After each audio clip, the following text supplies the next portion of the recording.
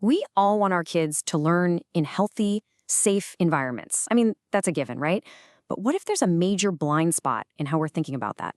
Let's get into it. Just think about the school day for a second. For millions and millions of kids, it starts and ends with this exact image, the yellow school bus. It's a rite of passage, a rolling community hub, and really, it's the first and last classroom of the day. But here's a provocative thought. What if that super familiar journey is also the biggest, totally unmeasured source of environmental exposure for a child? What if the school's biggest blind spot is the bus itself? Now, for years, some really amazing organizations, like the Center for Green Schools, have been leading the charge to create healthier learning spaces. And the focus, for very good reason, has been on the school building. The goal has always been to improve what happens inside these four walls. We're talking indoor air quality, decarbonizing the building, modernizing the infrastructure. We all want clean, inspiring spaces like this one for every single student. And here's the crucial point. There's a structural gap in how we measure a child's environment. Our data, our whole understanding, it effectively just stops right at the school's front door. It doesn't follow the child on their full journey, from home to the bus and then back again. So let's shift our focus. Let's move from the static building to the dynamic journey. It's time we start uncovering the hidden dangers a child might face simply on their way to and from school. This just perfectly sums it up. The source material calls the yellow school bus the blind spot in our mission for healthier schools. It's such a powerful metaphor for this part of the day that's been almost completely, overlooked. And this isn't a small amount of time we're talking about. The average kid spends around 180 hours every single year inside a school bus. Think about that. That's the same as 22 full school days spent just commuting, potentially breathing in polluted air.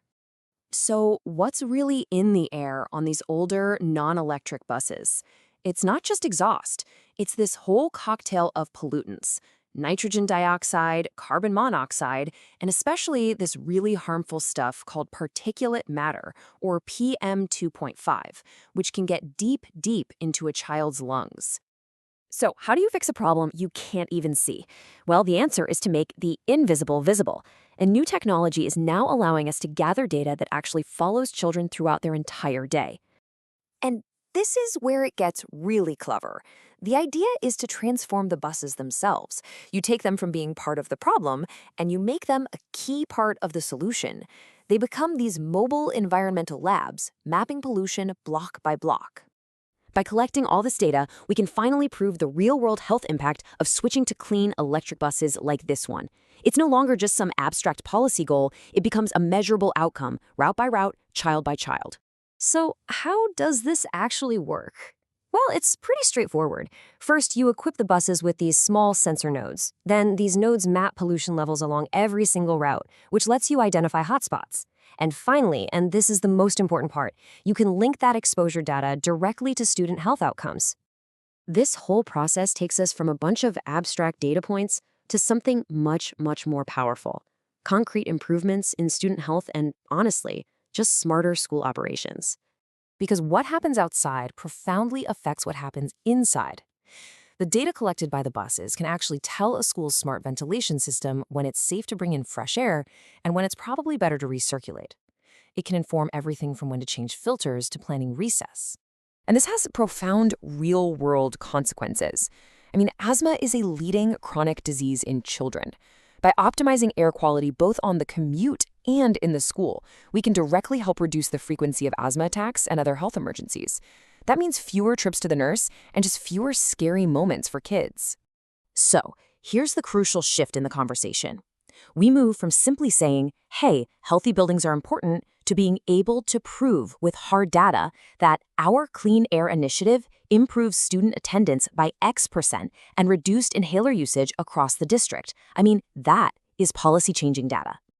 This information doesn't just sit on a dashboard somewhere. It becomes a tool for action that empowers the entire school community, from individual families all the way up to the highest levels of policy. So who wins here? Well, everybody wins.